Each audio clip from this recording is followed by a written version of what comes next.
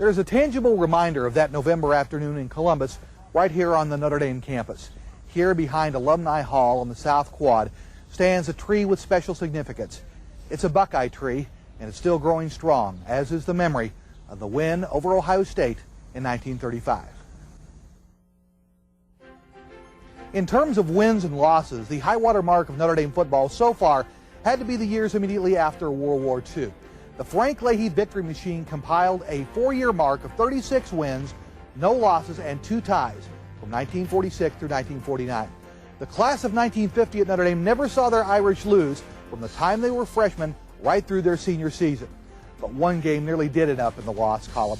If there has ever been one school that has burst the bubble of the Irish faithful time and time again, it's been Purdue. The Boilermakers' history is speckled with huge upsets of highly favored Notre Dame squads. And the Irish team of 1948 seemed ripe as it opened the season against the black and gold. Much of the nucleus from the national championship teams of 1946 and 47 was intact for the 1948 campaign. Frank Tripucka would replace Heisman winner Johnny Lujack at quarterback.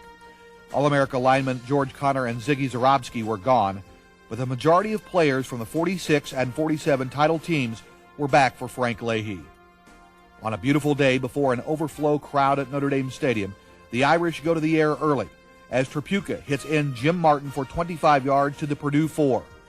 Emil Sitko scores for the Irish. The try is missed. 6-0 Notre Dame. Tripucka's sleight of hand in the backfield pays off as John Pinelli goes around the left end for 25 yards to the Purdue 6.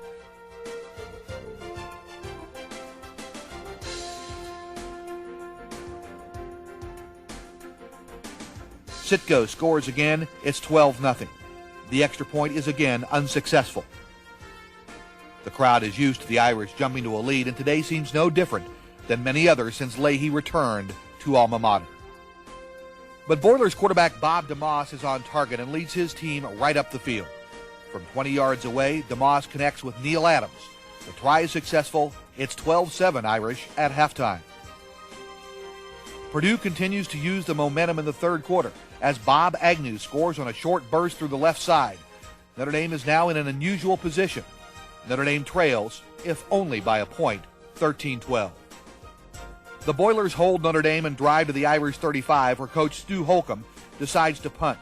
But Jim Martin's long right arm deflects the ball. Pinelli grabs the ball and breaks out of the crowd of players. He's free and has a phalanx of teammates escorting him to the goal. It's now 18-13 as Steve Aracco misses the extra point.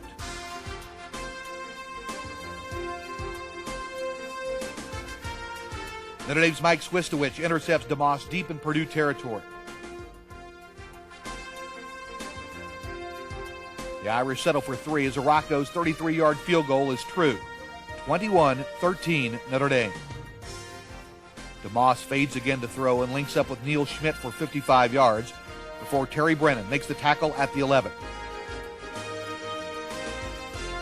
DeMoss eventually scores on a sneak. It's 21-20 Notre Dame. The Irish look for more through the air, but Ken Gorgel intercepts Tripucka at the Boiler 5 to thwart the Notre Dame drive. Leon Hart, who would go on to win the Heisman in 1949, deflects a DeMoss pass at the 5, and reserve lineman Al Smajewski takes it in for the easy touchdown. Aracco finally converts on the try. It's 28-20 Notre Dame. From the far left side of the field, Purdue heads to the right and throws back to the left corner of the end zone. Swistowicz is called for pass interference. The ball is on the 1 for the Boilers. DeMoss waggles to the right and throws back to the left, where Harley Jeffrey takes it in for the touchdown. It's 28-27 as the gun sounds, ending the game. Notre Dame went on to win every game in 48 except the last one in Los Angeles. USC and the Irish fought to a 14-14 tie.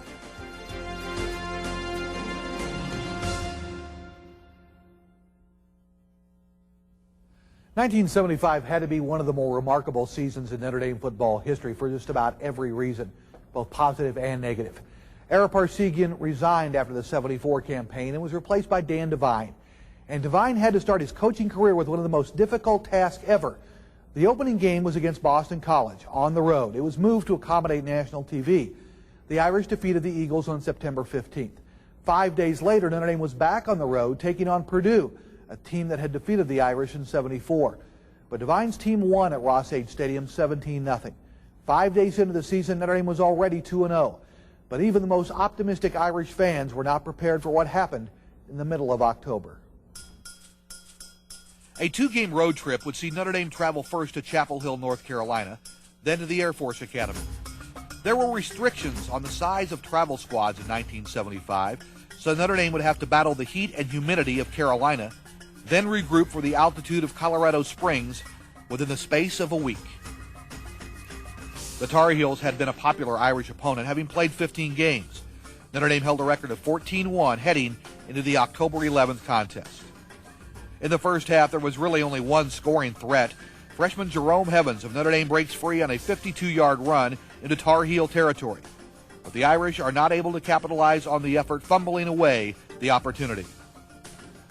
In the third quarter, Carolina's outstanding back, Mike Voigt, scores from 12 yards out. Then the Heels strike through the air as quarterback Billy Pascal finds Mel Collins behind the secondary for another Tar Heel touchdown. Notre Dame trails 14-0.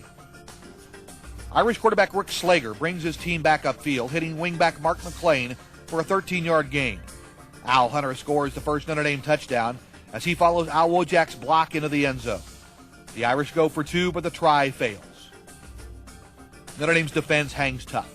Linebacker Jim Stock comes through with a sack for the loss of 9 as the Irish get the ball back. Joe Montana enters the game at quarterback and strikes quickly. He airs the ball down the right side for a 42-yard connection to Dan Kelleher. Notre Dame now has the ball in the Carolina 2. Hunter scores again, and Montana goes to tight end Doug Booth for the two-point conversion. The game is tied. 1 minute, 3 seconds remain in the game. The ball is on the Notre Dame 20. Montana throws to receiver Ted Bergmeyer, who turns to catch the ball. He breaks one tackle, then another. Amazingly, he's now free. Bergmeyer will not be caught, and the Irish win 21-14.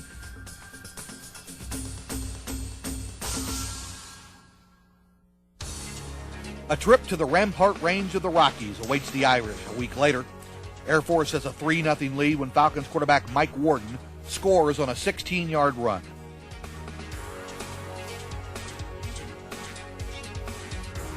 Jerome Evans gets great blocking from Ed Bauer and Steve Quell and rolls for a nice gain. The Irish drive stalls and kicker Dave Reed ekes through a 31-yard field goal. At half, Air Force leads by 10. To open the second half, Evans breaks free on a 54-yard scoring jaunt. It's the first touchdown of the game for Notre Dame, yet the Irish still trail by 3. The rest of the third quarter is dominated by the Falcons. Air Force scores 17 straight points, capped by Warden's 33-yard touchdown pass to Paul Williams. As the fourth quarter begins, Air Force leads Notre Dame 30-10.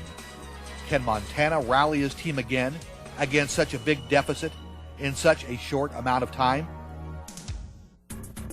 It doesn't take long for the answer to come.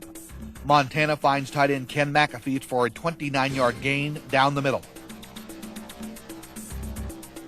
The Irish nudge the ball toward the goal, and Montana options left side for the touchdown. It's 30-17 Air Force after Reeves' conversion. With time winding toward the 5-minute mark, Montana hits Mark McClain over the middle. The wingback leaves Falcon defenders all over the field and hightails it toward the goal line. He's stopped on the 7 after a 60-yard gain.